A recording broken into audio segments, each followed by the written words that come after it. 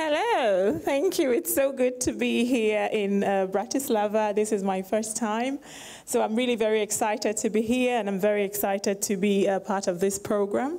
So today I just hope that the presentation I have will make some sense to you. I know neo-colonialism is a bit of a mouthful, so do pardon me, but I hope that by the end of my presentation, you will be experts in neo-colonialism, and you can go out and challenge people on this idea of neo-colonialism. So this I put as Western neo-colonialism and cultural imperialism in Africa, all right?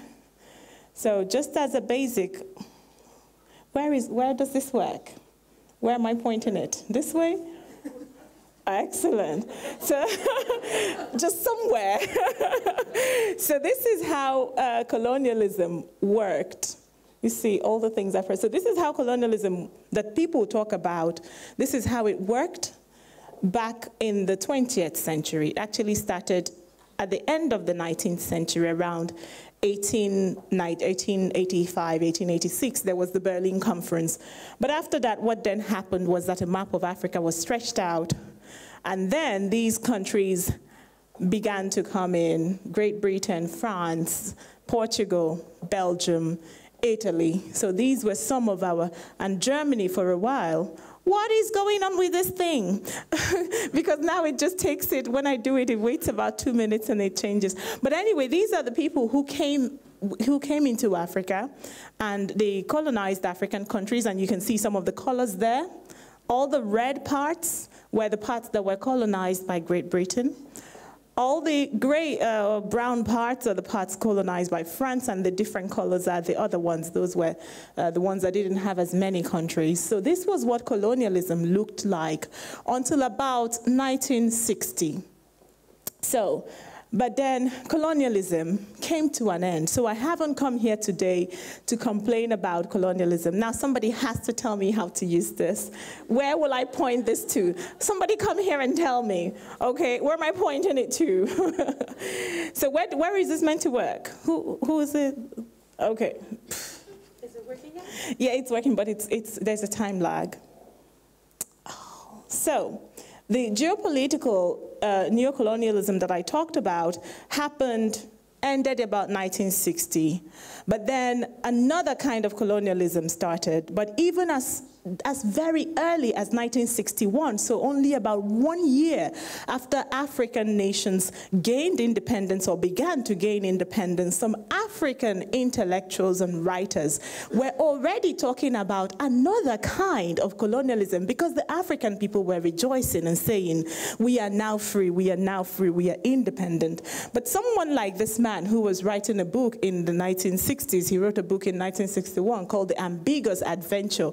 His name is Hamidou Kane. He talked about the colonization of the mind, or he gave this idea of colonization of the mind, where there's something that is actually much more dangerous than the geopolitical colonialism. It's whereby we have a permanent solution, or a permanent kind of colonization. It's whereby you question the validity of a people's cultural values. Is whereby you get the people to accept new attitudes.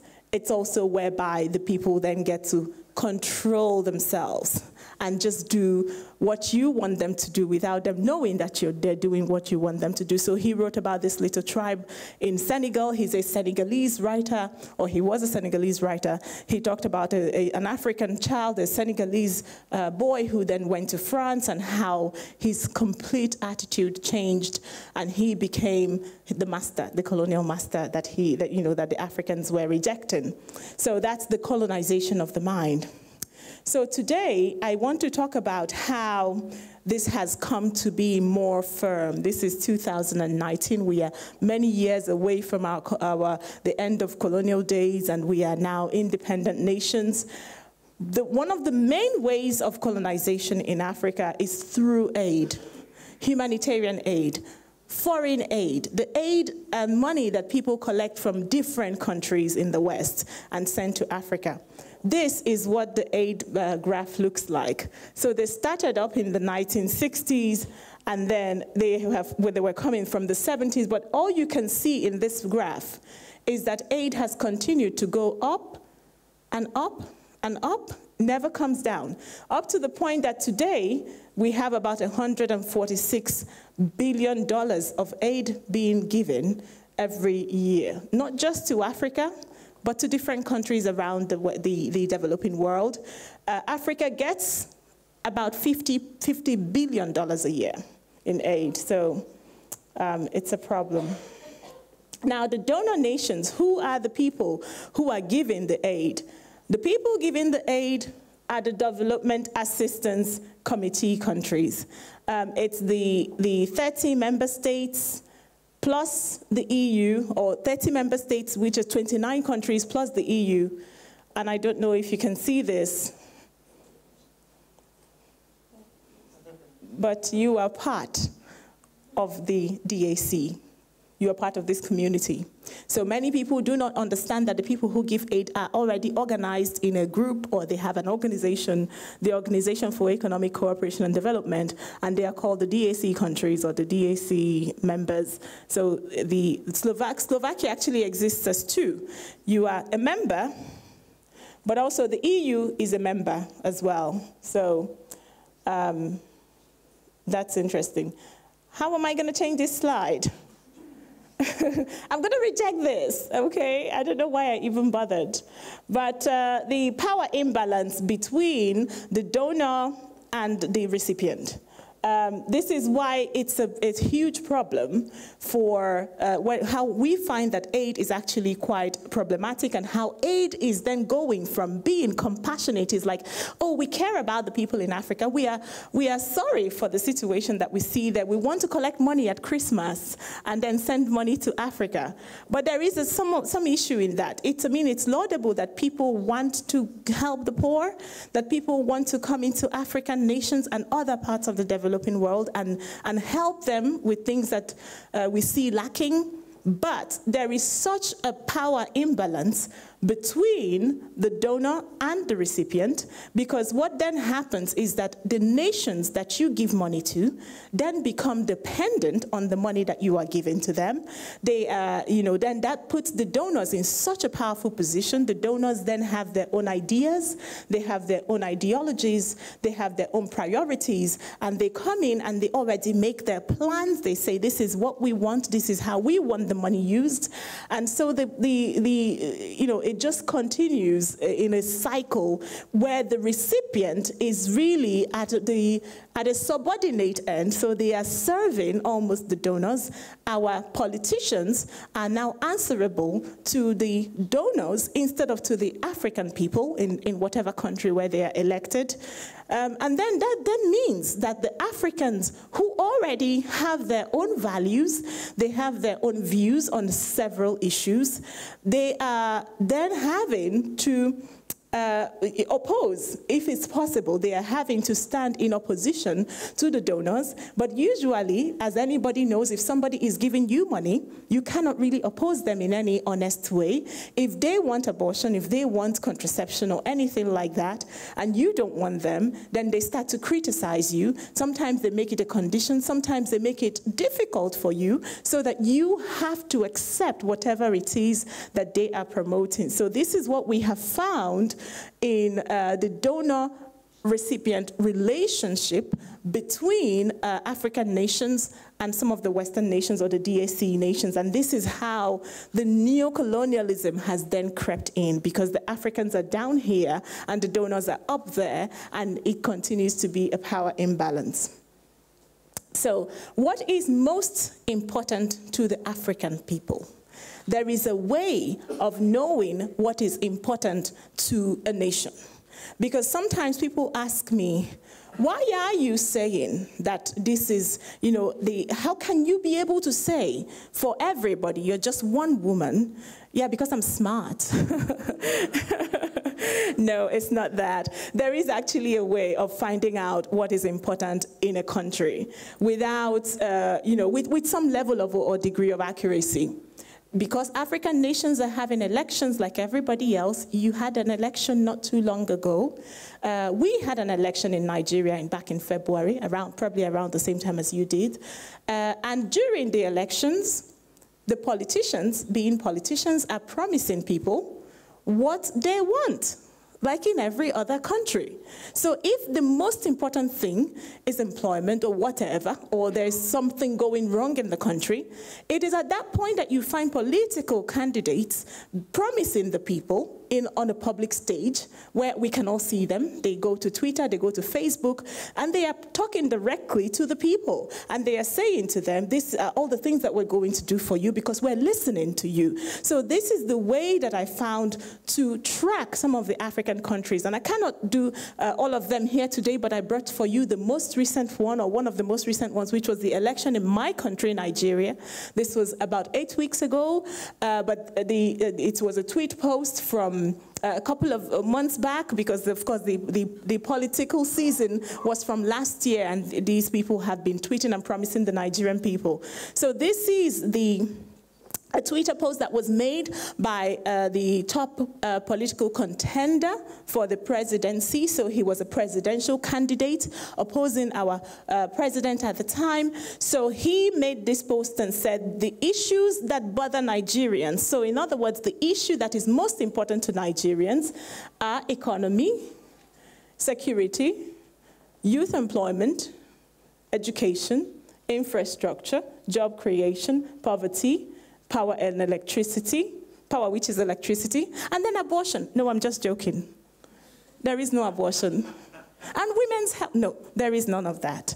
And women's equality, no. These are the things that the Nigerian people are asking about. And mind you, Nigerian women are voting, Nigerian men are voting. If he knows as a politician that what the Nigerian women want is all these things that the United Nations tells us, he'll be promising it, because what he cares about is the vote of the women. But it's not important to the women. No woman is saying, give us free contraception. Yeah, no, he said, no, it wasn't said. Nobody is promising that. They are promising the people what the people want. And this is what we see from one African country to the next. I have done my research. I have done my homework. I am still trying to find that one African country where the political season, the political candidate comes out and says, I am going to give free contraception to girls in secondary schools. I've not found it. Still looking. But when we go to the United Nations, we hear them saying something completely different. So bear this in mind. This is exactly how you find out from one country to the other, because we are all on the same platform now. We can be able to access a political candidate's Facebook page or Twitter account, and we can see, Instagram. If you're on Instagram, I don't like Instagram, but it's okay. Forget about me. But if you are interested to find out, it's very easy to find out, because the politicians during the political season will always reflect what the people are asking for. So it's as simple as that. Now, bearing all this in mind, I just want to show you what the foreign aid policy, of which Slovakia is one of the DAC countries that I told you. This is where the countries are putting their money when they are giving aid to people. So I said here, is this social sector foreign aid? Or is this what I call philanthropic racism? Now, here is a graph of, I'm so sorry, I'm going to explain this graph. I'm a scientist, so I use a lot of graphs. But this is a graph that shows the amount of aid that was given from 1996 to 2014. So over a nice I think it's, how many years is this? 19 years? It's like 96 to 2016 is 20 years, so it's 20 minus 16 years. So this is a nice, yeah, you can see me doing the math and not succeeding. But anyway, this is this is a nice time window. Let's just call it that. It's a nice time window. And we can see that over this period, period of time, aid was given for what they call social sector foreign aid. And social sector foreign aid are really the parts of aid that most people would know about. So the aid is very complex. It's not something that one gets just that easily because there's debt relief and there's things like infrastructure, military. But the aid that comes to the mind of people when they hear foreign aid are these ones: education, healthcare, water and supply. You know, there are certain things, right? So let me explain this graph to you. This shows the green here. Let me start with the purple. The purple here stands for education. So that means that Asian countries, countries in Southeast Asia, East Asia that are receiving aid, they received from Western countries, including Slovakia, including the European Union, they received collectively this kind of help in education. So education went up a little bit, went up, came down. So this is education. The green one is for government and civil society, so things like referendum in African countries, government offices. This is what it looked like, the kind of support, and mind you, this is in Asia. So Asia getting money from the Western donors. Now, look at the red, and I'm glad it's in red. The red stands for something that I find quite interesting. It stands for population programs, and sometimes you see it written as population programs and reproductive health. So this is where things like abortion money goes in, condoms, contraception.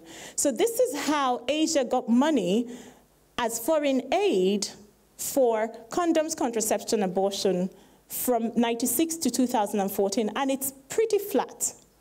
And it's right at the bottom of everything. So it's the lowest. Even, I mean, for almost every year, it has really been the lowest. This one stands for water and sanitation, I think it is. So water and sanitation, so water supplies and things. So really, population is the lowest, where it should be.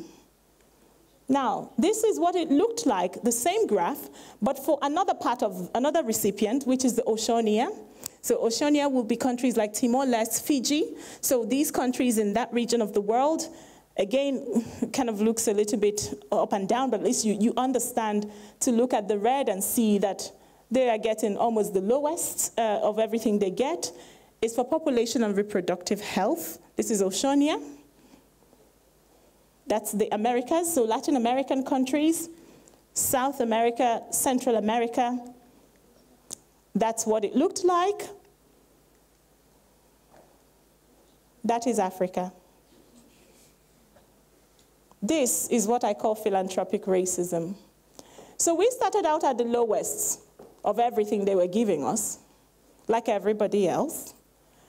Then we ended up with population being the very highest. At this point, by 2014, nothing else exceeded the condoms we were getting. We're getting more condoms, more contraception, more abortion money than we're getting for education, which has been falling, even though African educational indicators are the worst in the world, and we have more people than ever, or more people than any other part of the world who are not in school, who should be in school. More than 90 million African children, in fact, specifically about 96 million African children who should be in school and not in schools. I'm talking about 5-year-olds, I'm talking about teenage kids who really should be in school, but they are not in school.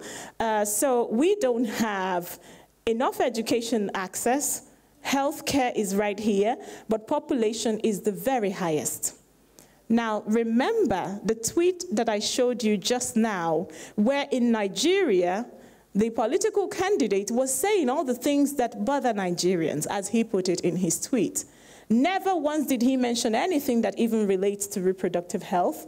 But why is it that we are getting more than anything that we are asking for, we are getting population program? This is where our donors have put us. This is philanthropic racism.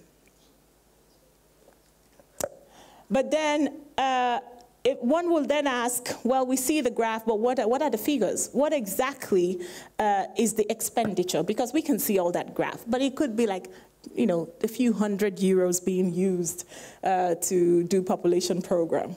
Well, by 1993, which was even before that graph was even beyond the scale of the graph, 1993, the developing countries altogether were getting about $610 million USD each year for the population program, so population and reproductive health expenditure.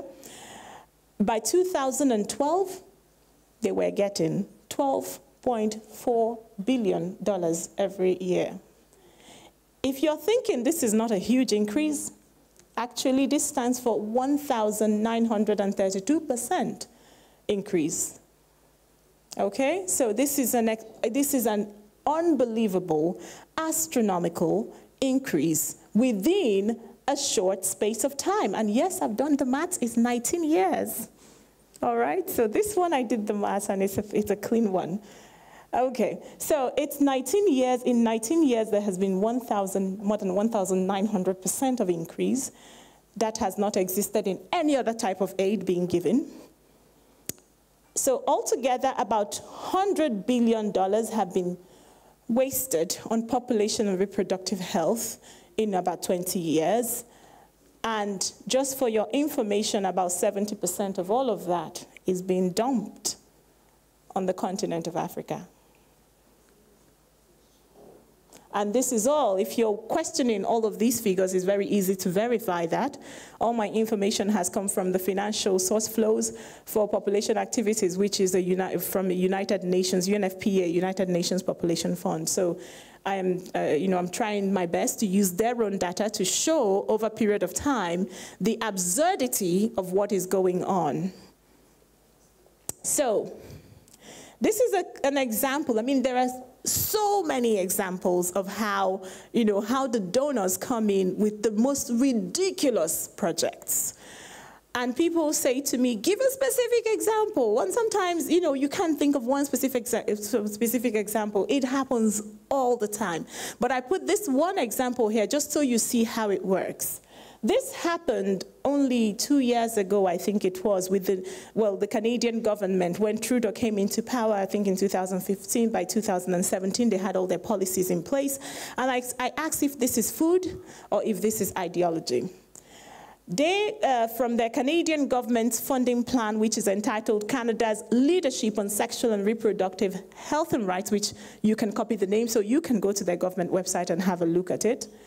The Canadian government donated to Ethiopia, who, of course, we know Ethiopians have had all these issues with famine. They've had issues particularly with food sustenance and food production and, food distribution within the country. So hunger is a thing and nutrition is a thing in Ethiopia. It's one of the problems that at least they've been flagged for. So Canada donated to Ethiopia through UNICEF, which, of course, as we know, is a UN agency, something. So this is, I cut this out directly. This whole thing is cut directly, is a screenshot from the Canadian document. And they have put this, I'm going to tell you what it is now. So what that says is that they are going to be providing youth-friendly SRHR services, and SRHR means the Sexual and Reproductive Health and Rights Services, including family planning, and nutritional services. They mean food. So they're putting food together with family planning within the health system, schools, and communities to reach in school and out school adolescent girls. So what this means is that the Canadian government is giving this gift of $15 million from 2017 to 2022, but they said it's for food, nutritional service, but there is a caveat. They are doing nutritional service to give food to Ethiopian girls, adolescent girls, but they also want to give them family planning. But when you say adolescent girls, these are minors. These are children of parents who want to know what their children are doing. But the Canadian government is coming all the way from Canada, and they say to the Ethiopian parents, we are going to give your daughters food in school. So a lot of it is going to be in school and out of school programs. So they're going to be waiting for them at hospitals and at schools. They're going to be offering them nutritional services, but also at the same time they are offering to Ethiopian girls, adolescent girls, family planning, which they have not asked for. Is this aid or imposition? So this is a part where we're going to play a short video, but I just want to tell you a little bit about this video.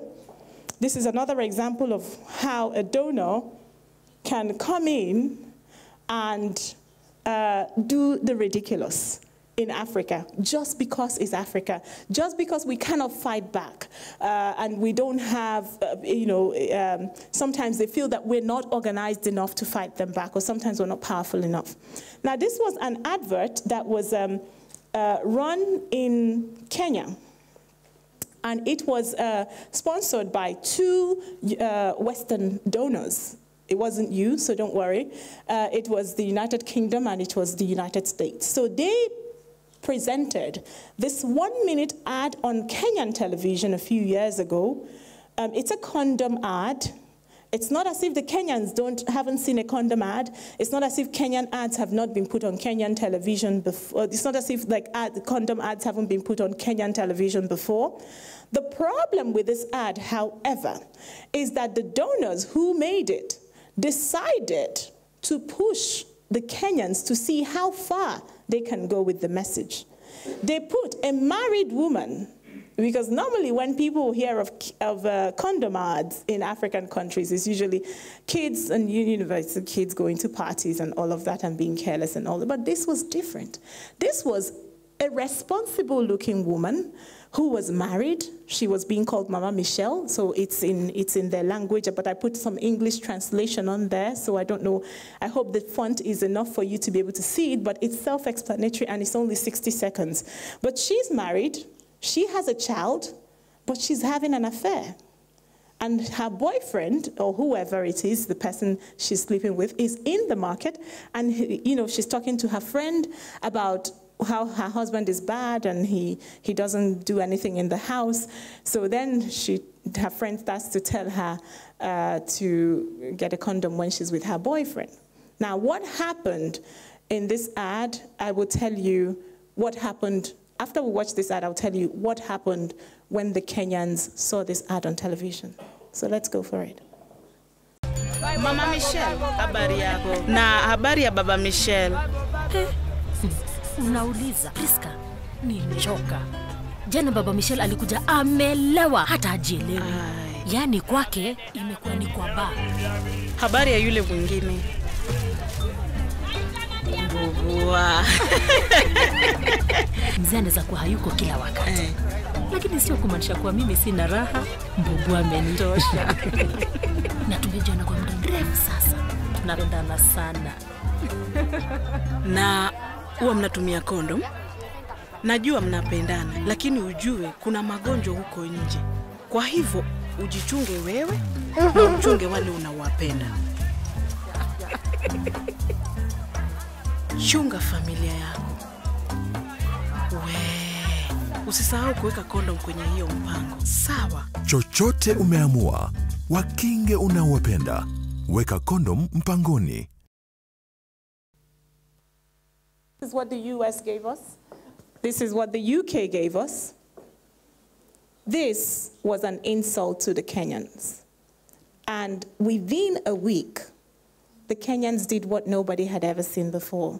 They came together, they wrote petitions, people in churches, people outside of churches. They said, you have insulted us because these are our wives. It's not as if there is infidelity everywhere in the world, but you are making this like a normal thing. You heard her say, even if my husband is not at home, doesn't mean I'm not happy.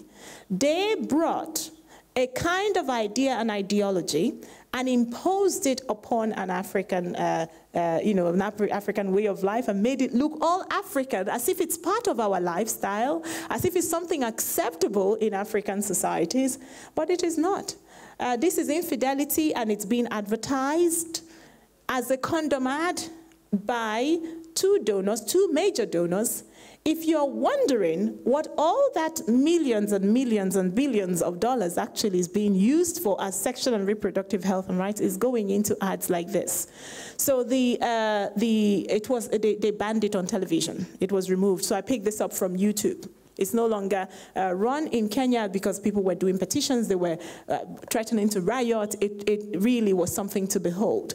But this is what a donor can do, and these are small examples that we see all the time. Sometimes it's not this big, but they are still there, and they continue to push the African people to see how far they can go and how they can get it to stick, how people can get used to these ideas that a married woman can go to the market and talk about the affair she's having and someone she's sleeping with, and her friend, or the only thing her friend has to tell her is, use a condom, not stop cheating on your husband, which should be the first thing. So it's, yeah, I'll say just stop, okay? Just stop cheating on your husband. So that's the first thing. But where's my page? Not okay. So it's gonna, okay. So let's move on. People will say to you sometimes, but it's for the good of Africa. And I've heard this a lot of times. People who care about us, people who know about Uganda and other parts of Africa where something like HIV was a problem. What's the problem with a condom ad? Because it's for the good of Africa. So I want to tell you the Ugandan story very briefly, what happened in Uganda, because I know that even well-meaning people want you to believe, or well-meaning people will bring up this argument, that instead of us to have an Africa that has so much HIV problem, please, let's do the condom ad, even if it's going to annoy some people. So I have the Ugandan story here. What happened in Uganda is that by 1989, Uganda was one of the worst hit countries with HIV, the HIV problem, the HIV pandemic. So 30% in 1989, that is 1 in 3 adults within a particular age range were infected by HIV. They thought that they were going to be wiped out, because if you see 3 adults, and if one of them for sure has HIV, then you have a real problem. By 2001, though, most miraculously, the number had come all the way down to 5%. Well, what happened? This was what happened.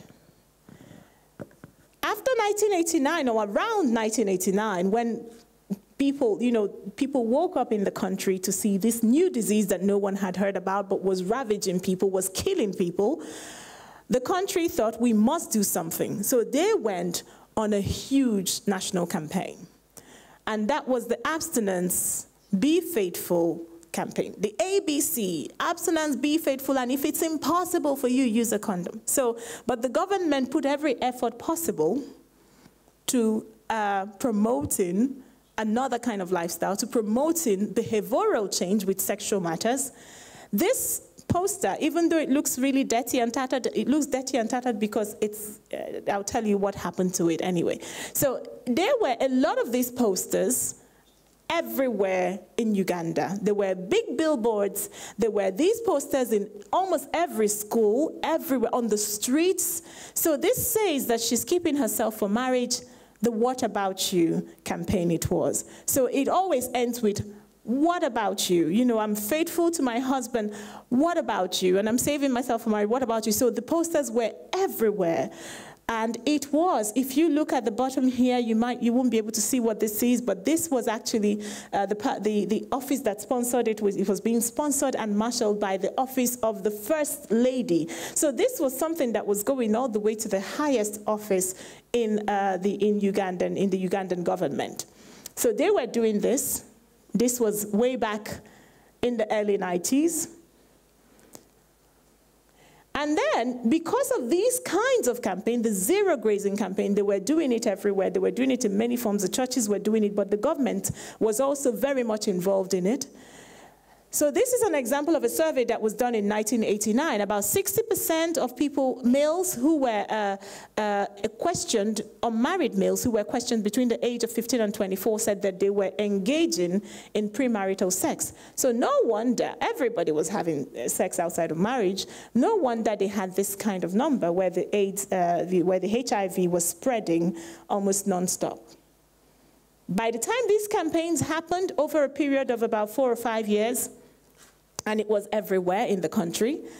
Another similar poll was done, and this was not only the men, by the way, so don't feel too bad. The women also had some similar disastrous figures like this. It's ridiculous. More than half of the people questioned were having sex outside of marriage. By 95, the behavior had changed. I mean, this is a very significant fall from 60% to 23% of the same group of people who were questioned said that they were having sex outside of marriage. So there was a huge and significant behavioral change, which of course no doubt then led to figures like this, where if people are not having sex outside of marriage, if there is not a lot of infidelity as they were promoting in that other ad I showed you, then where will the HIV be spreading from? So this brought a result of that. Yes, even academics said that. Yes, even a Harvard professor who then eventually lost his job after he went on a campaign saying, he has found out in his studies that the condoms didn't really make a difference. What made a difference were these kinds of promotions where government and everybody, it was a hands-on promotion and people were teaching a different kind of lifestyle, a healthier kind of lifestyle with less risk. Now, this is what I saw in Uganda when I went in 2015, which is many years later, because I went to Kampala in 2015. Now, on the street, this was on the highway from Entebbe, the airport, to Kampala. I saw these massive billboards, and it says that I'm using condom. I'm in charge with condoms and whatever. Then he says, what about you? So they stole the what about you campaign and replaced it with the condom ad. And no, it wasn't sponsored by the First Lady. This was sponsored by USAID, which is a donor, which was the same agency that sponsored the Kenyan ad, but this was in Uganda. So this is how the donors operate. The donors come up with something. The Africans then say, no, actually, we have our solution. The donors would make sure they hit you and knock you down. Then they come back with their ridiculous ideas and ideologies. And then this is gone. That's why this is all tattered. That's why there are no longer new posters being made about abstinence. There are no longer new posters being made about fidelity and, and being faithful in marriage. But there are a lot of new condom ads that have been made, especially during the President Obama's administration. So all of this was also happening in line with who is the donor and who is in charge in the donor nations. It was so bad that in 2008, a Ugandan man called Sam Rutakaire wrote this really touching article, and I only just put a screenshot of this article here so that you can actually see it. It's online.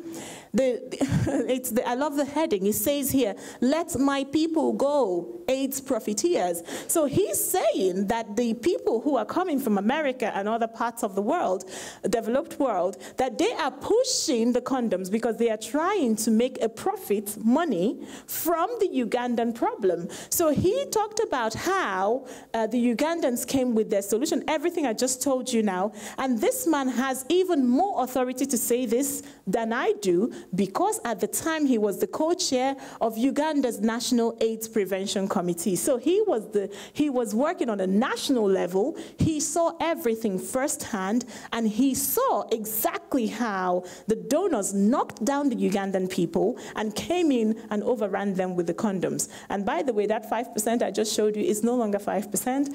HIV is also now more a problem than in 2001, because I think it's gone all the way up maybe to 8 or 10%.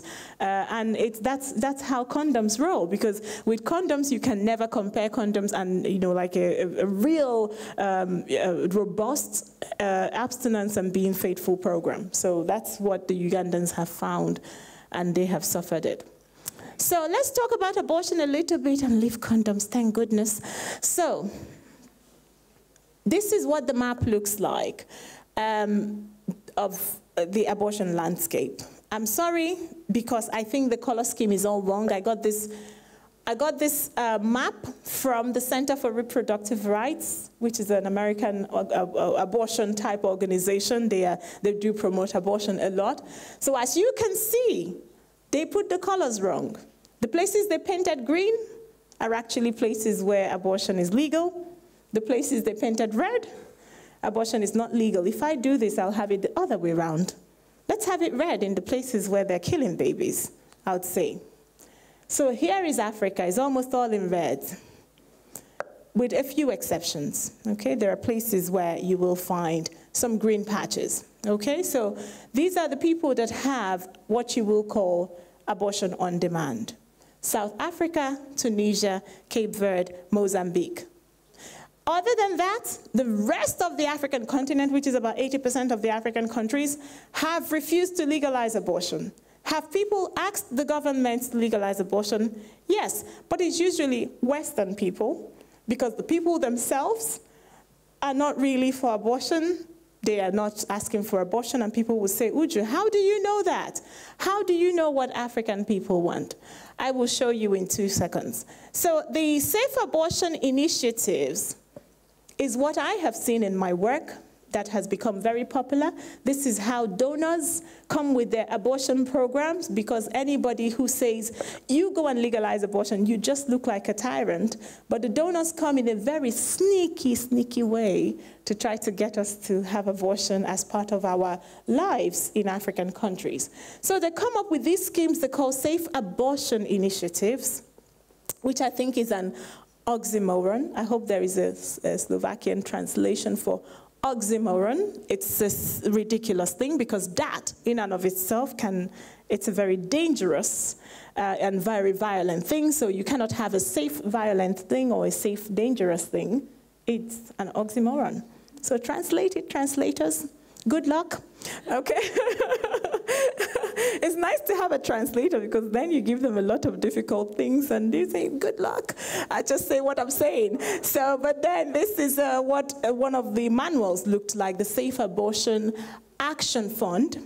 The Safe Abortion Action Fund was a huge money pocket. It was, just imagine, a huge funding stream, which was, well, being managed by IPPF. IPPF stands for International Planned Parenthood Federation, but they didn't really own this program. They were only marshalling it and taking the funds and bringing it to the African countries and other parts of the developing world, but mainly African countries.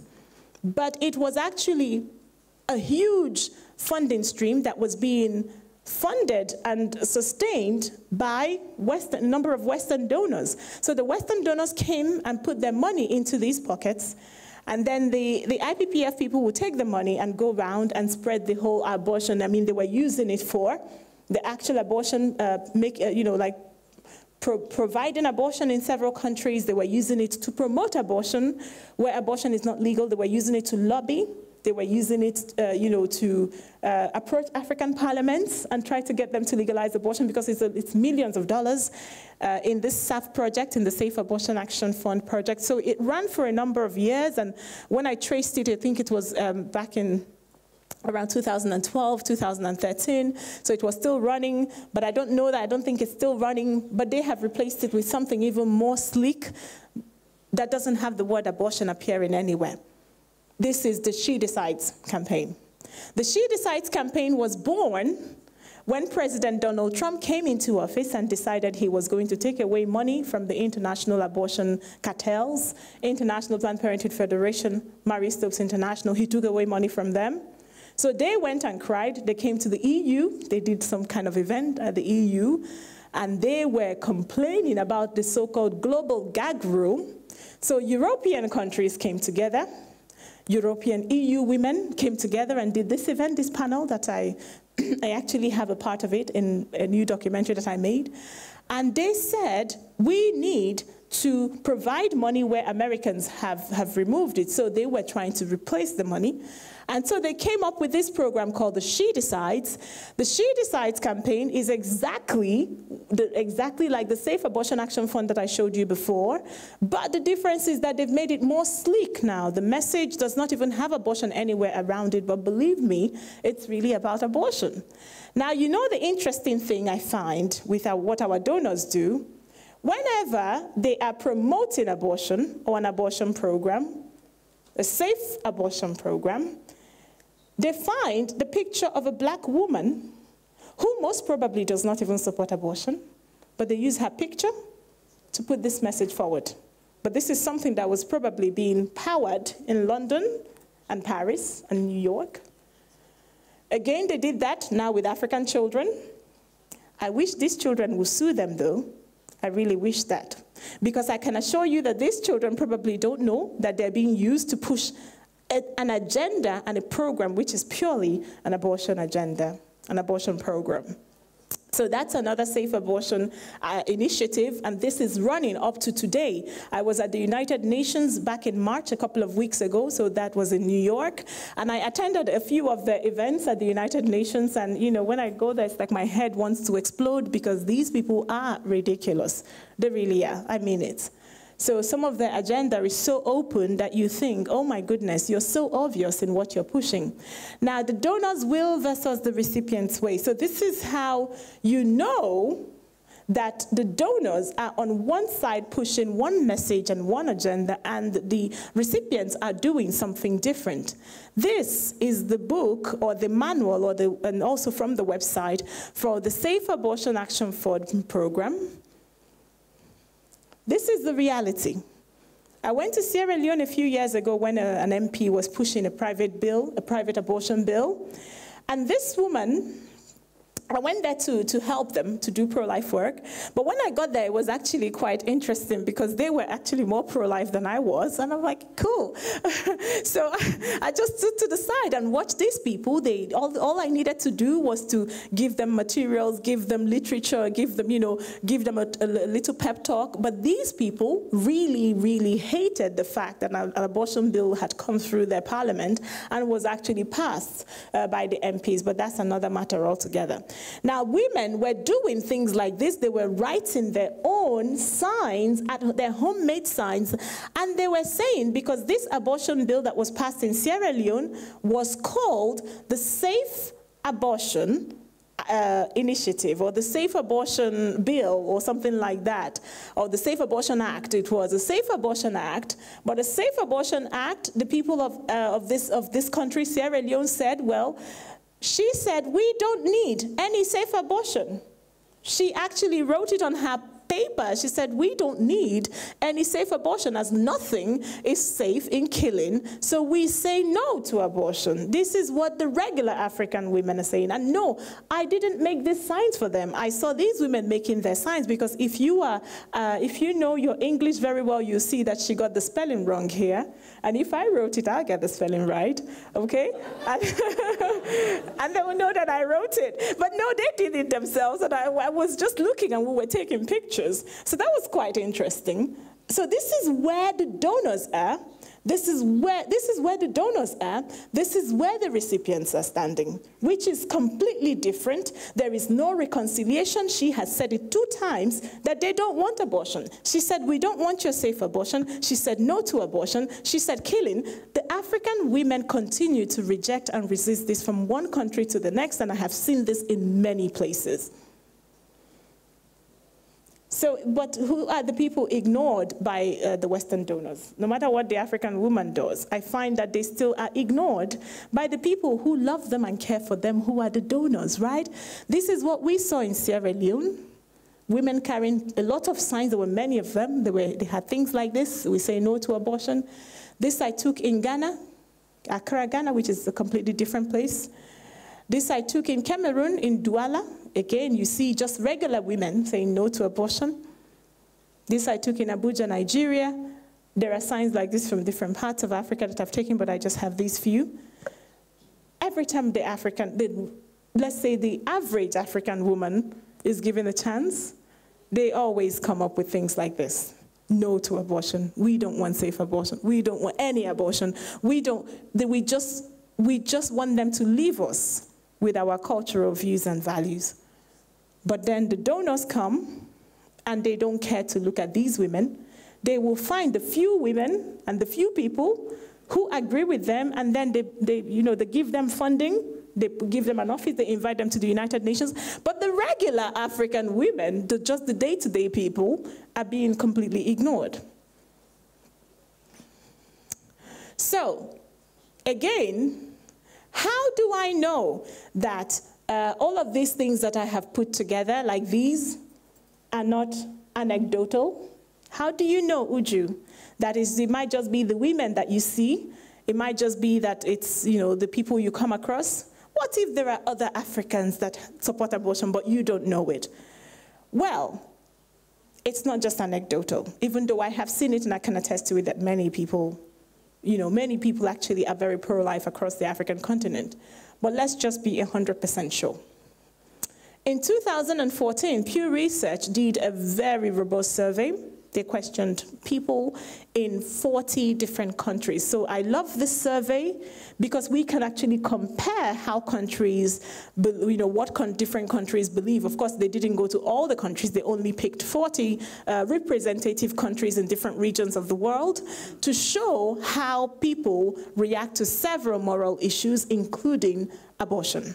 So the question in the survey was, what do you think about abortion? Is abortion acceptable to you, or is abortion unacceptable to you?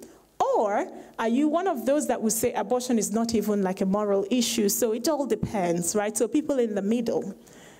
So how you know where a nation stands, it's not from the people in the middle, but it's really from who finds abortion completely unacceptable, who in that country finds abortion acceptable, because those are the pro-choice or pro-abortion people. So there are just some of these African countries that were surveyed. I don't know if you can see, the first one is South Africa. And if you remember how I told you about the, the landscape of abortion across the African continent, there are only four countries with abortion on demand, as you have it here in this country, and South Africa is one of them. So even in South Africa, that has had abortion for more than 20 years now, 61% of the people, when they were polled by Pew Research, still said that abortion was unacceptable to them. Only 10% said that they were fine with it. Nigeria, my country, has 80% of the people who say that abortion is completely unacceptable to them. Yay, it's a pro-life country I come from. Kenya is 82%. Uganda, 88%, Ghana, 92% of the people who were questioned for this Pew Research survey said that abortion was unacceptable to them. So how is it that when donors come in with their abortion initiatives, that they are not looking at these numbers that are so overwhelming? It's ridiculous. It is ridiculous. So we do have the proof that in fact the African people, I can say, are pro-life overwhelmingly. Yes, there are people who are not in these numbers. This is not 100%, but these are very significant numbers, and anybody would know that in any society, if 80% of the people say, we support this thing, that's where the country stands. So we do have proof. So donor is the master anyway, because even with all those numbers, even with people saying overwhelmingly that abortion is unacceptable, abortion is killing, and we don't want abortion, no to abortion, the donor is still the master, because the donor comes in and they are putting more money into like the She Decides campaign that they are putting in other places that the people are asking for. And that's what you would say, you would describe as paternalism, where somebody comes in and they say, yeah, I know you know, what's important to the Nigerians, education, job, employment, this, yeah, I know that's what you think. But I know better than you because I'm coming from a European country or I'm a donor nation. So there is a lot of paternalism in our relationship with them. There is cultural imperialism, of course, where they are telling you that your culture is somehow inferior to theirs, because if they're coming and they're promoting this, even against the wishes of the people, then it's actually cultural imperialism. That's exactly what, in a way, what Hamidou Kane was writing about even back in the 1960s, and many African intellectuals have been there. Of course, it's it's ideological neo-colonialism, which is something that I have been writing about recently, I've been talking about recently. So this is the relationship we have, and this is why I think that our donors are actually not only donors, they have become our masters. They're not helpers, they are our masters because they have incredible power over us. That even when 80% of our nation say something, even when within a nation like Ghana, 92% of the people uphold and they say they don't want this, the donor still comes in and they're putting money into abortion in Ghana or promotion of abortion in Ghana. So I always like to end with a quote that until the lions have their own historians, the story of the hunt will always glorify the hunter. It's by Chinua Achebe, so it's a really, I think it's somehow in a very, it's a very African, it's a very kind of African statement, but it does make sense. That the problem we are having now is these people are doing this, but when history is written, I am afraid that even all the things that they are doing, they will try to sweep it under the cupboard. We no longer will have details. We no longer will have the proof that these people did a She Decides campaign in 2017 because we've gone past it by 20 years, and She Decides campaign has led to the abortion of African children. We should have our own historians. Not even, as African, yes, so that's what I try to do. I'm trying to take records of everything. I am trying to track down every poll. I am trying to track down every graph by the donors. Let's see how much donors gave us in 96. Let's see how much they gave us in 2014 to see how that graph went all the way up, because if we don't check that, they don't put it on the news, they don't tell us. So we have to be our own historians, and even you yourselves, if you are pro-life, if you're like the pro-life community here, or majority pro-life people, you have to take note of what is happening, because when history is written, yes, it's always the people who write the history that will be glorified. So they will be glorifying the hunt, which rather than the lions who are being completely destroyed. Now, I have made a documentary. I hope we have 6 minutes to watch it. I have made a documentary, which is a full documentary. I think it's almost an hour long, but I have put about 6 minutes of it here. It's called Strings Attached. So I want to just introduce you a little bit to Strings Attached, and the idea of it is much of what I've talked about now. It's to show you that I'm not just saying this. I went to different African countries. I spoke to people. I interviewed people. It's to show you how aid has, where aid has brought the African woman.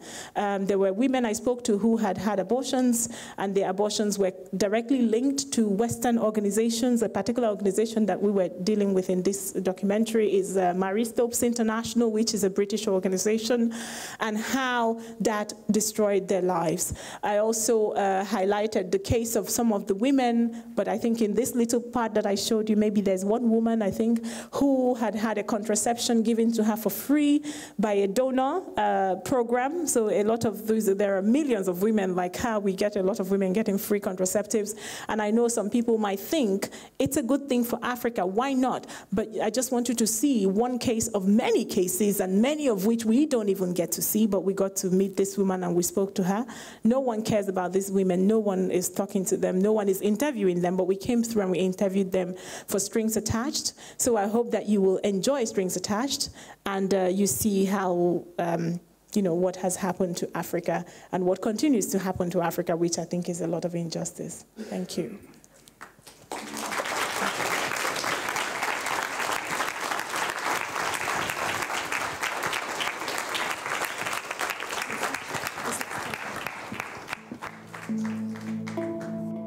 In the last 50 years, Africa has received billions of dollars in foreign aid.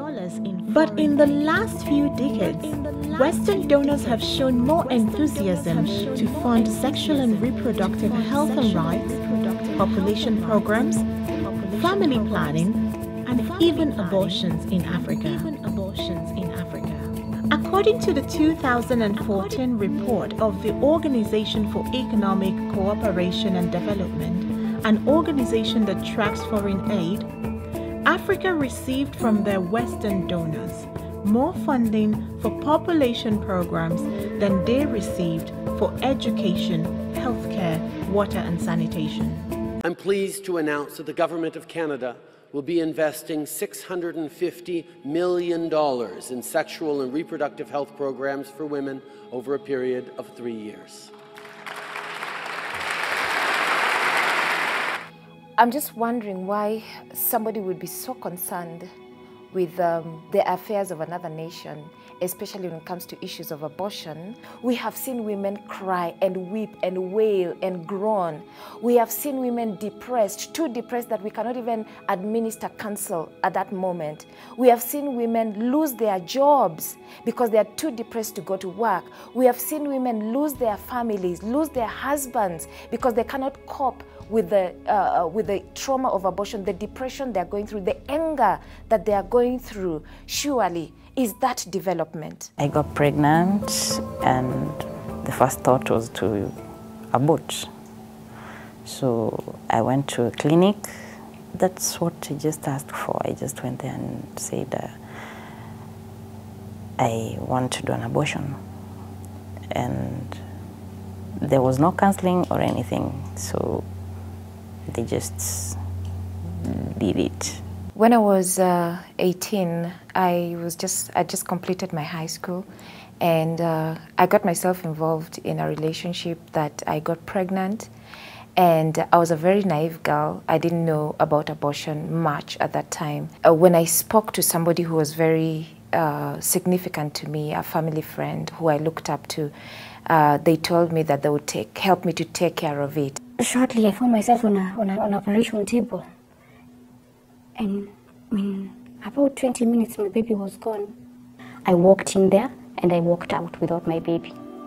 I think they should really know that they are hurting others. My family was affected too. If I'm sad for a day, they are scared. Oh no, the depression is back. They went through a lot trying to figure out what is going with me, how to support. Because no one tells you what after the abortion. You never get to hear of those who regretted the abortion. It's just quick, out, you're done. How much are you paying? That is not fair. Anna Aworo encountered Marie Stopes in her village, where the organization was given free contraceptives. She was talked into accepting a long-acting contraceptive implant known as no-plant. If no-plant sounds familiar to you, it is because back in 1999, it made headlines like this, and this, and this.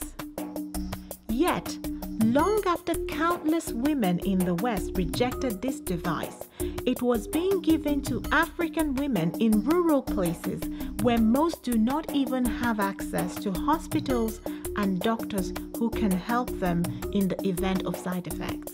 The difference between these African women and the women in the West is that no one bothered to compensate them for the device that destroyed their lives with symptoms like these.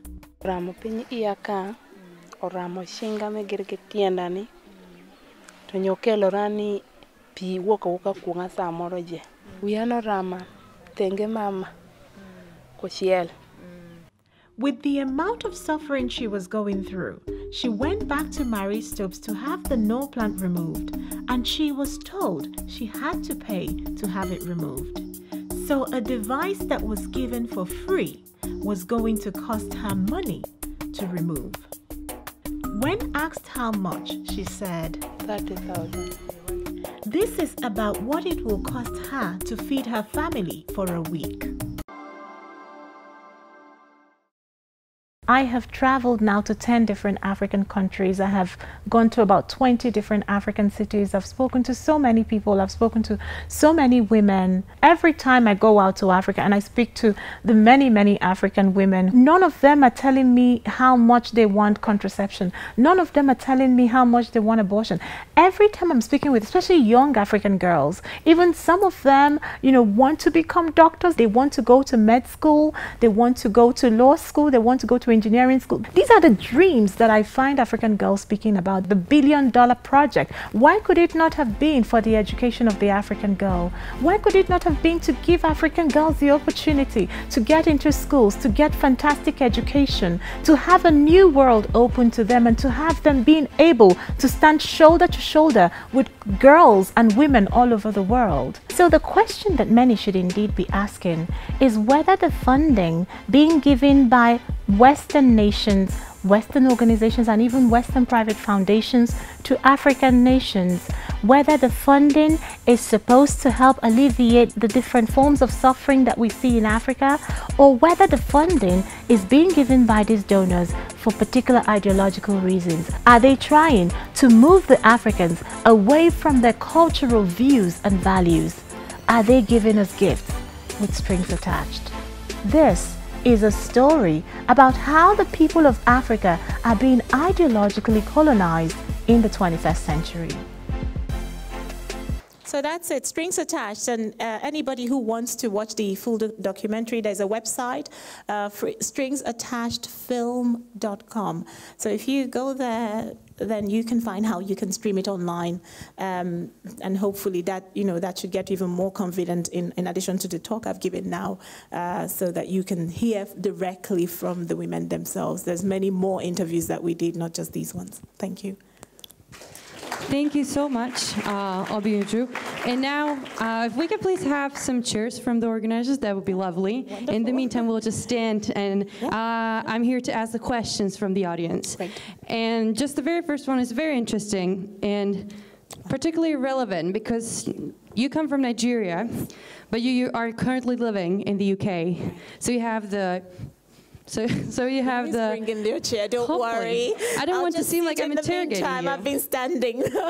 I don't mind though. No, it's okay. So you having this European perspective, yes, as well as the African perspective. Yes, oh, thank you so much. Great. This is lovely. Yeah.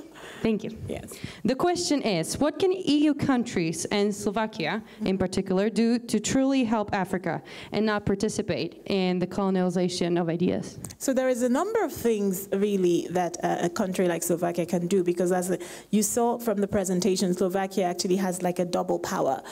Slovakia stands on its own as a part of the DAC, the Development Assistance Committee countries, and Slovakia is also obviously a member of the European Union.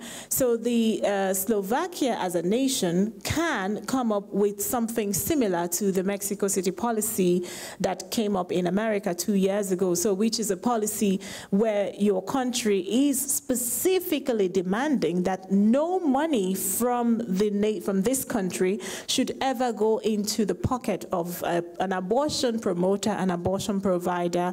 There are a lot of those abortion NGOs out there, and they are proposing to nations development programs, even if it's women empowerment program. But if it's women empowerment program being done by, say, International Planned Parenthood Federation, then it defeats the aim, because the money will somehow still end up more on abortion side of things. That's what they mean by women's development.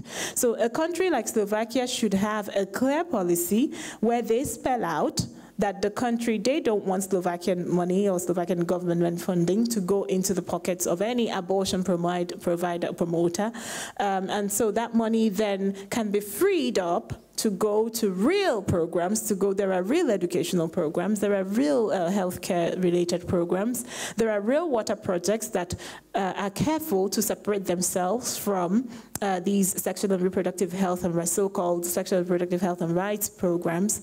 So that's the one thing. But also, I think a country like Slovakia, because of how the EU operates, they have their voice as a sovereign nation within the EU. They should please put up an objection, a real objection, an obstacle within the EU for the EU not to be able to provide or promote abortions through their aid. Because what the EU has done a number of years ago, when they had a particular policy come up, this was actually during the Bush administration, then an MEP came up with with her own policy within the EU. She was a strong feminist. I don't remember what country she comes from, but she came in with an opposite policy to say that the EU will fund abortions. The EU has no problem funding abortion or abortion providers and promoters. And since then, the EU is able to give money to International Planned Parenthood Federation. International Planned Parenthood Federation, in fact, the agents and the officials do come into the European Union to do events, and they do, you know, all of these panels. But Slovakia can put up an objection, a clear objection to that. Why? Because the African people do not want abortion. I mean, that is very, very clear. Whenever we are polled, it's evident. Whenever you go in, like I showed you during the political season, for example, you can get a feel of how the people think about abortion. You can also see it in that way. Nobody is asking for abortion, so no one is promising that. So why then is the European Union or a country like Slovakia or other European countries, why are they coming with something that the Africans are not proud of or not really asking for? So I think that there is something to be had there.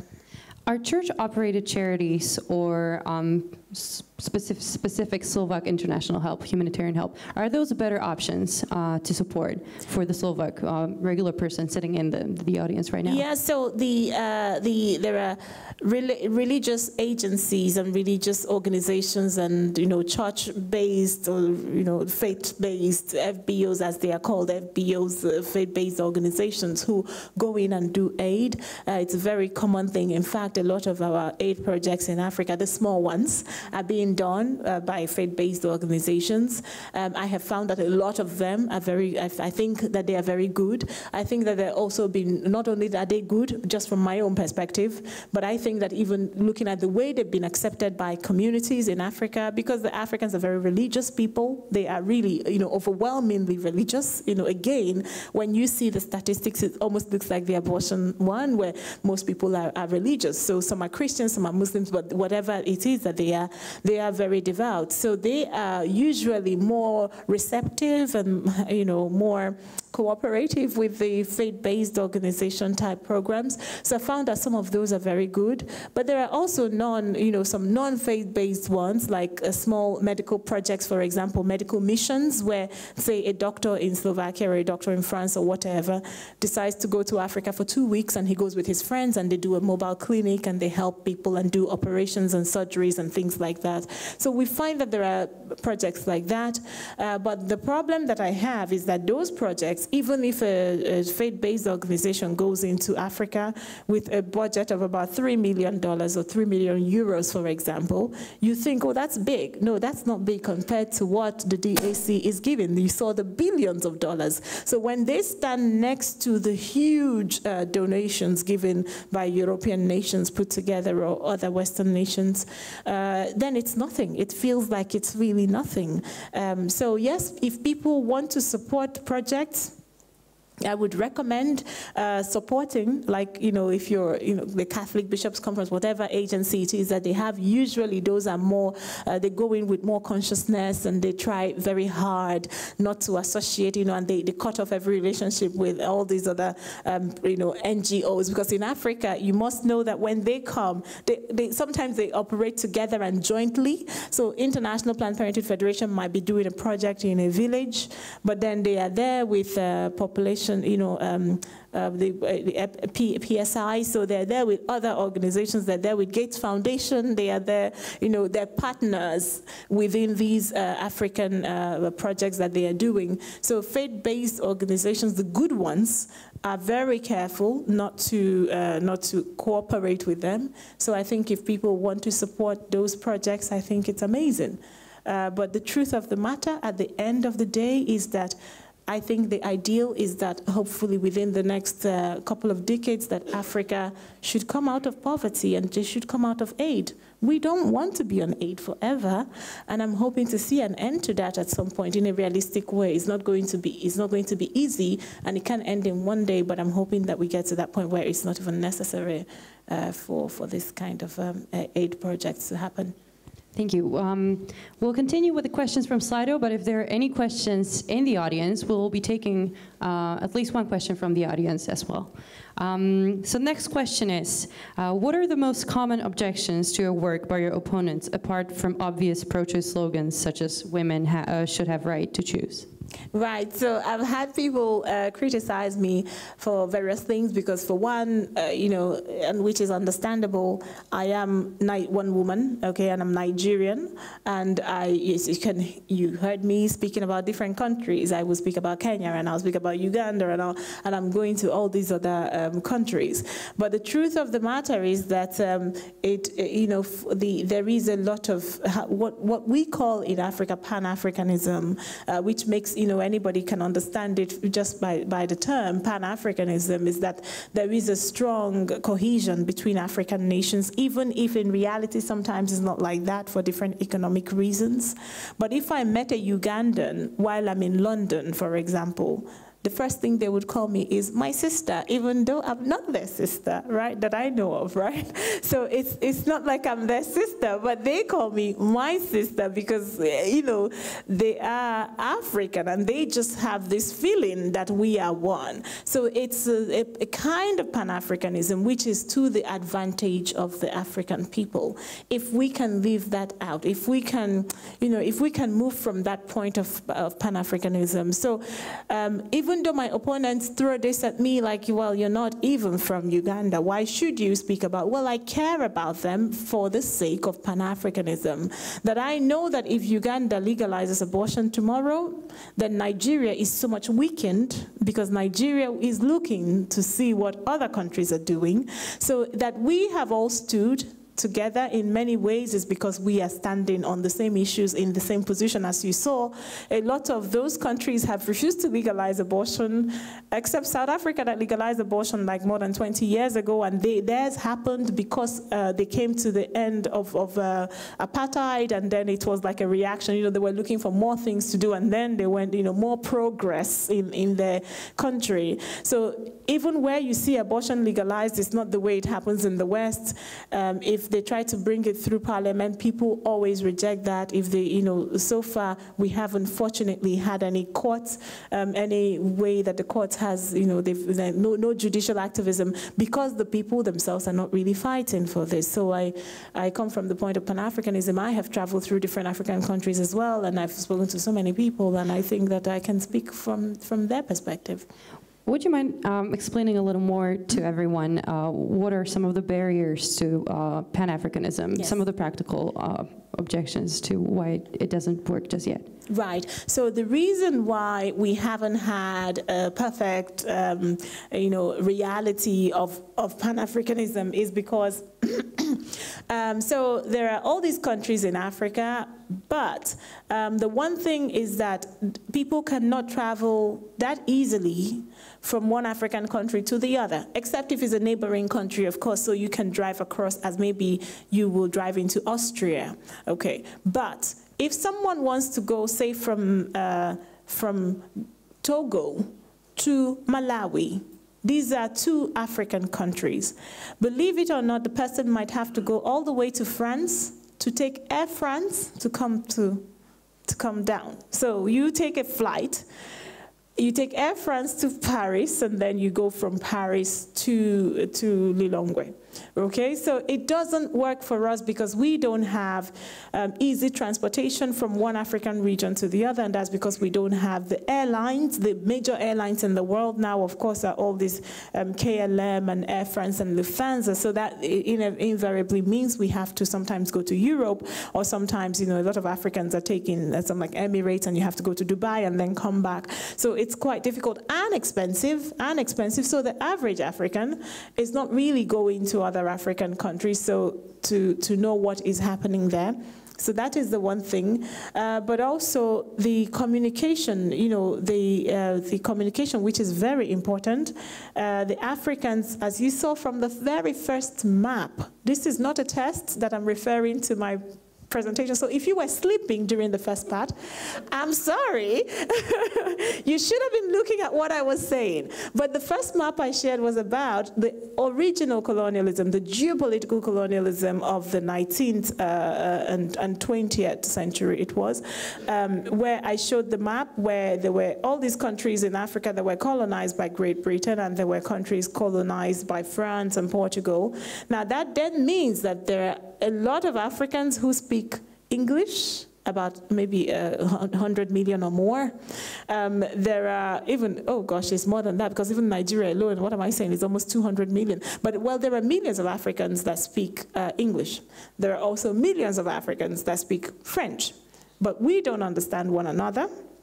So the Francophone African countries, which is almost half of our continent, or more than a third, and then the Anglophone part of our continent, which are the Great British ones, cannot communicate with one another. Then, of course, we have on the edges the other countries that speak Portuguese, for example, like Angola and Mozambique and Cape Verde, and we cannot communicate with them. So it's easier for someone in Angola to be communicating with the Portuguese, or someone from Mozambique to be communicating with the Portuguese, than for them to communicate with a Nigerian. So we can spend our whole lives without ever having to speak to someone in Angola. So that means that already that dream of Pan-Africanism cannot really be realized until we find some solutions to these, let's say, artificial separations.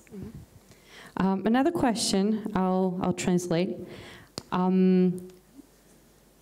This person is saying that their whole life they've been hearing about the need to help African children battle famine. And they're asking whether it's not time to stop the aid altogether. Yes, regarding the fact that the situation isn't improving. Okay, so here is, there's a couple of things actually. I find that there is some propagandization of the whole famine message.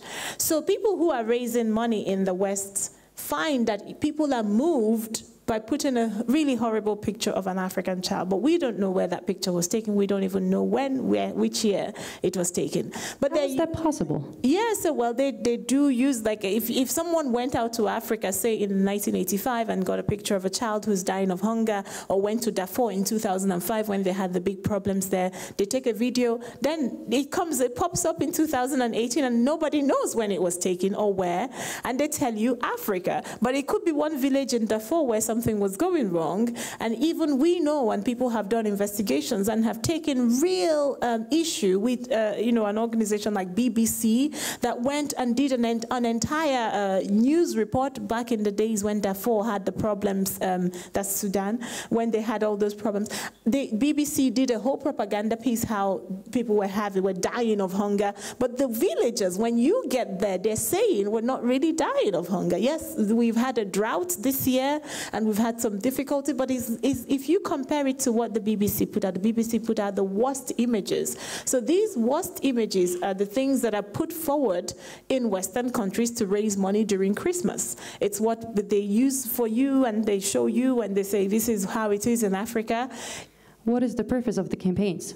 It's to raise money. It's to raise more money, because if you see a dying child, you put your euros into that website, and they, it's maybe an aid organization trying to raise money. Is the money then used for what you've described earlier, or do yes? So it depends on the organization. I'm not saying that they are necessarily stealing money and taking it to do other things. Sometimes they use the money to run their organizations, but you must know that aid organization, and aid I mean is humanitarian aid organization, is a whole industry. You should know that there are CEOs within, like USAID, or USAID has directors because it's a government agency, but an organization like IPPF is a huge organization. Have you ever thought about what their directors, the salary they get?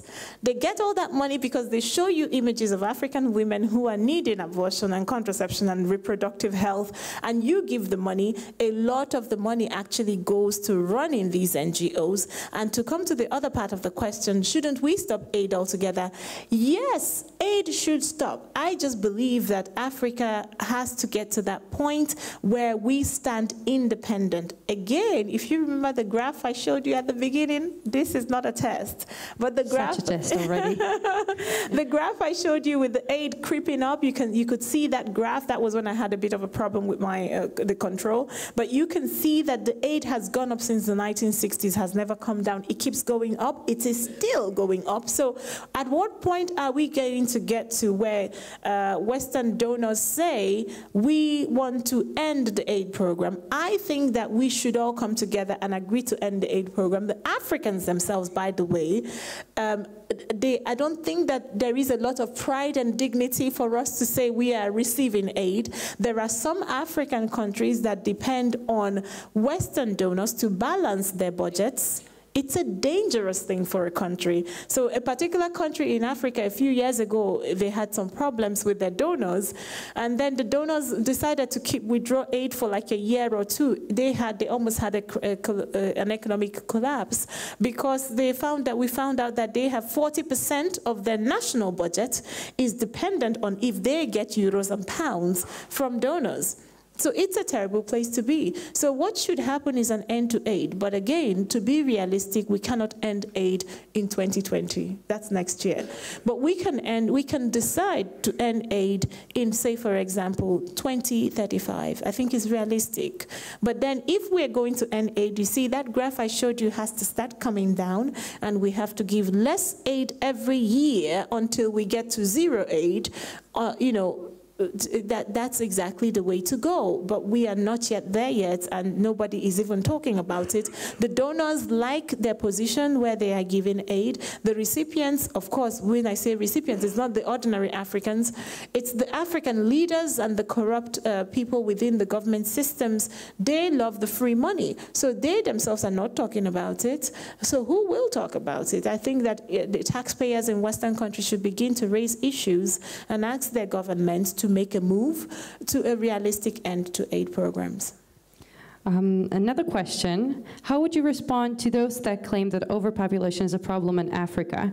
And I will connect it with another question that asks, Bill Gates in one TED Talk spoke about problem of overpopulation, which could be easily solved via vaccination. There are rumors about vaccines in Africa which cause sterilization. Can you comment on this? Okay, good. So I'll start from the first part about overpopulation, which people throw at us. So I'm about to give you some homework. I need you to do something for me. I need you to go find out from maybe Wikipedia, which Wikipedia is good for summaries, okay? It's not good for you to take exams with Wikipedia answers, because you will fail. Anyway, but if you This is the scientist in Ojo. But if you went to the summary, say you bring up an African country, say for example Sierra Leone, if you put it in Wikipedia, you will find their population, but go beyond that. Look at the population density. So what is most important in every nation is not how many people there, it's how many people sharing a given amount of space, which is the population density. Because a country could have a population of 20, but it's very tiny. A country could have a population of 200 million, but it's a huge landmass. So find out, pick up some random African countries and write down the population densities. Then pick up random European countries and write their population densities. We are less than the European countries. So a lot of the African countries are actually lower in population density than the Western countries. But why are people always saying that we are overpopulated? The thing is that when you get to an African country, there is a way that people settle. So people are from all over the country, you know, so we're using the whole landmass. But with a lot of the developments, you know, like developing of cities and towns, there will be maybe 4, 5, 6, 7, 8 major cities in a country, and that is it. So Nigeria has, even as big as Nigeria is, Nigeria only has a couple of big cities where everybody wants to live in, because that's where you have electricity, some water, education for children. So any young family wants to move to a place where there are hospitals. You don't want to live in a rural area. Now, the difference between that and Europe is that you might be living in a small Slovakian village, but you have water, you have electricity, your children can go to school, you have everything you need, but you are living like outside of the city. That's not how it is in most parts of Africa. So the cities is where everything is. So everybody then moves into that city, and they over-urbanize the city. So they come in and they put so much strain on that small part of the country. So for example, Lagos in Nigeria has one of the highest population densities in the world. Lagos has 1 in 9 Nigerians living in Lagos, but Lagos is only a 0.5% land mass. I don't know if you get it. So what's the population of Lagos? Playing this, it's about 16 million geography game. 16 million people. 60 million. 16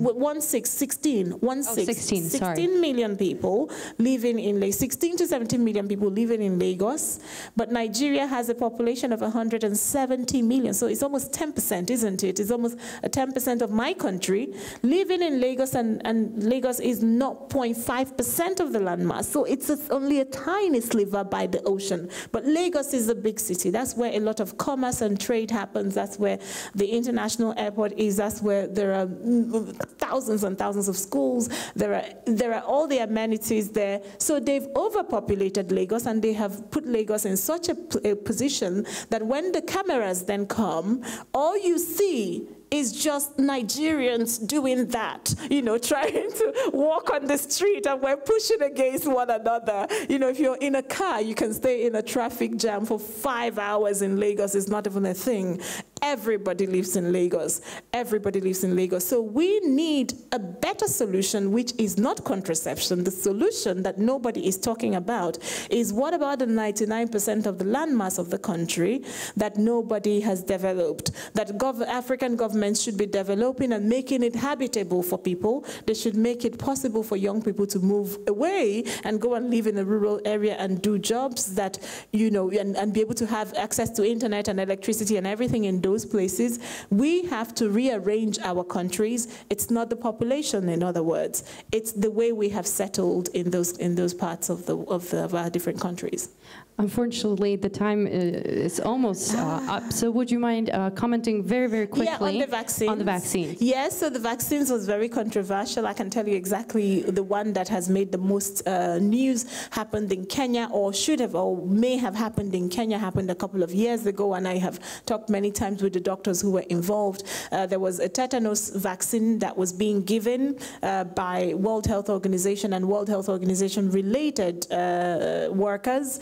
But the thing is, they came into these communities and they said they wanted to vaccinate only the girls against tetanus, only the girls of childbearing age. So, and even like pre-percent girls. So they were asking to vaccinate girls.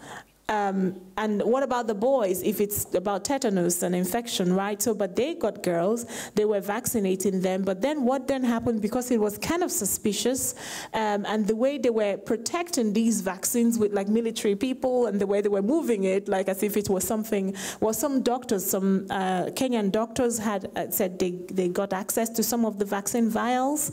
They sent it to South Africa and had some tests on it and found some HCG in it. So they found things that could essentially sterilize those young girls, and they started off a case. Now, people from World Health, of course, have vociferously rejected it. They've denied it, and they said, we are not doing any such thing.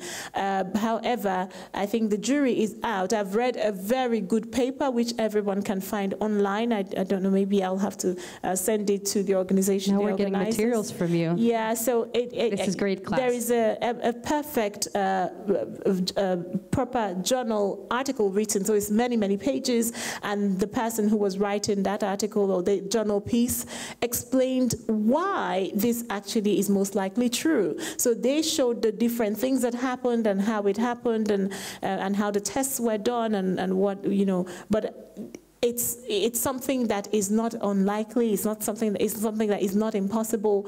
But the World Health Organization has done a lot to protect themselves. So for now, no final verdict was given. The government still allowed them to continue to do whatever program they're doing, but they know that at least people are watching them. Thank you. We were assigned some extra time. Yes. So great. If there's a question in the audience, now is your time. Okay, there was a hand raised in the front here. So if you can please stand up and ask the question. Yes, gentleman in the second row. And you can get a microphone right here. Wonderful. Yes. Actually, it's not a question. I just wanted to add up to what you said. Yeah. Because I'm doing research on these African issues of Pan-Africanism and all that. Where do you come from, can I ask? I'm from Togo. Oh, amazing. Because you mentioned Togo, so I just want to say absolutely wonderful, mon frère. Great. We're talking about those pictures we see about children in Europe here. I remember when I was a child, we used to play as African child, we play together, and usually we go with small shots, very dirty, and you will see how do you call them? These stories taking pictures and all that. Yes. And those pictures, I wonder if today I see my picture, I wouldn't think I'm the one. I'm not from a very poor family, but you're playing. These are pictures that will be sent in Europe here and say that African child doesn't have anything to eat. Yeah. And my second contribution is, I traveled a lot in African countries. Yes, good. And there are these experiences I will never forget. I was in Kenya, I was going to Tanzania. I went to Tanzania, I was coming back. I was with one Indian and one from Argentina. They all passed through to go back to Kenya, but an African man couldn't go in again. Yes. I was asked a lot of questions. Yes. Because they made us believe that we are different. And actually we are not different. No. And that is on what they stand to divide us in order to rule us. And sometimes when I listen to people talking about the help to Africa, there's no help to Africa. What is being taken from Africa is more than what is being sent to Africa. I want to be very honest to that. Yeah. They tell about children that you are helping Africa, you don't help Africa. Africa doesn't need any help, and I will say it loudly. Africa needs equality. Yeah. Equality means that our currencies also should be valued. How long are we going to be helped? If our currencies are being valued, why do we need help? Why do we need help on a continent where everything is grown? I always take this example that a poor old man who is growing cocoa in Africa, at the end cannot buy the, how do you call it, chocolate. Yeah. What is wrong? Yeah. What is wrong? Yeah. That you grow cocoa, you have hectares, at the end you can't buy chocolate. Yeah, that's right. And what are you talking about help? Is it that it can't work?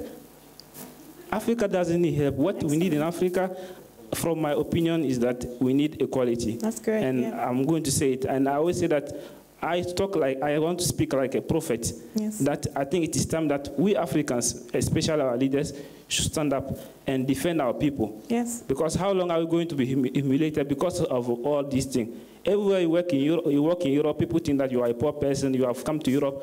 And the proof is that an African in Europe is someone who is here without a paper, and a European in Africa is someone who is there to develop. And these are what we are suffering. Excellent. That is my opinion. Sorry if I've hurt someone. Excellent. Thank you very much for your testimonial. Thank you. Wonderful. Wonderful. We have another question from Slido, and it got 20 votes, so I can't skip it. Okay, great. Do CIA-orchestrated coups play a significant role in the neo-colonialism of Africa? Is there a chance that an African country cuts ties with the aid? With aid? Yes. So that's two questions, because there's the CIA question. Yes, and then the aid question. But we've already addressed the aid question previously. So now, of course, there are all these theories, okay, of what has happened. There have been so many coups in Africa.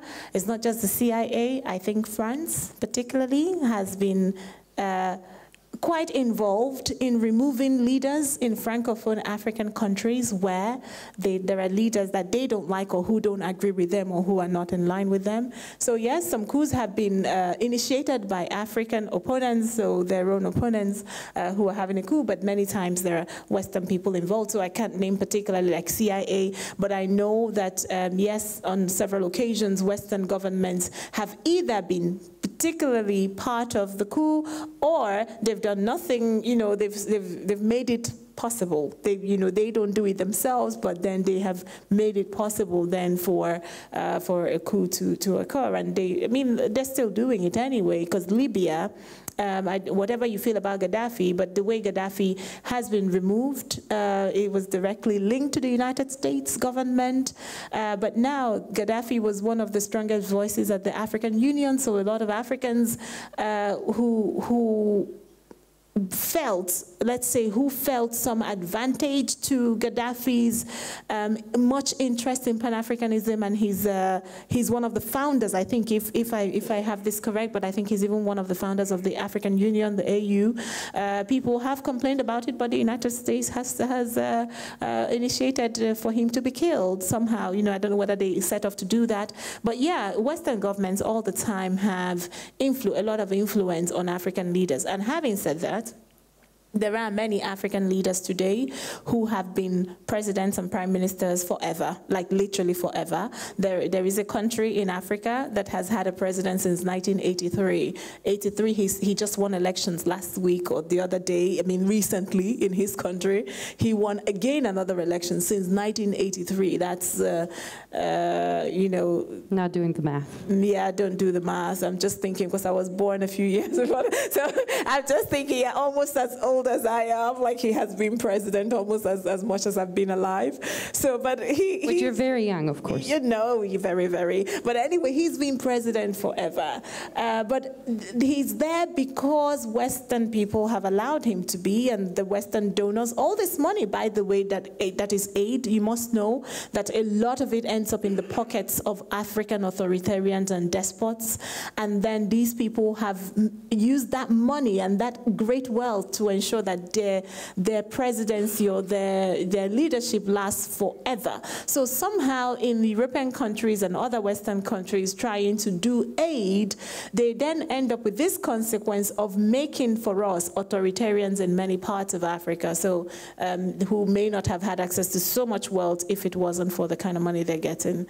And yes, can African leaders say no to aid? Yes, they can. Do they want to? No, they don't want to. I don't know any African leader, except on occasion, who has even said anything bad about aid. They like aid, and they think that they should be receiving aid because a lot of it ends up in the pockets of government agencies and government officials. So we want them to do it, but I think it will take the Africans rising up in a big way and demanding something different, which will be a realistic pathway to ending aid programs forever. Thank you very much. We'll finish on a very light note. Yes. The next question is about your dress. Oh my gosh. So not to take away from the significance of what you've been saying so far, but the question is, which country does it represent? Good, glad you asked. So this is the kente material they have. You can see it's a very ridiculous dress because my mom doesn't like me when I wear this kind of half dress because she'll say, I can't get used to you. You're just two in two places because it's a perfect half. So the half of this is the kente material, which is a very well-known Ghanaian fabric, particularly. So the Ghanaians have their kente, and it means a lot to them. I am not Ghanaian, of course, but a lot of Africans, even beyond Ghana, now wear kente. It's very popular material, and I usually have my clothes made by a designer in Nigeria. So I get the fabric, or sometimes I tell her what I want, and then or sometimes I just tell her where I'm speaking. Like I told her I'm going to Slovakia, so she just thought, Slovakia, oh, I'll make you this half dress. So, so then she made me this dress. So we feel very special, thank you. So she made this just for this event. So yeah, that's how I get my dresses from Nigeria. Thank you very much. Thank you to the audience. This was Obianuju Ekeocha. Thank you. And I think Jay has something to say, but first, please give it up for our guests. Thank you. Thank you. It's a pleasure.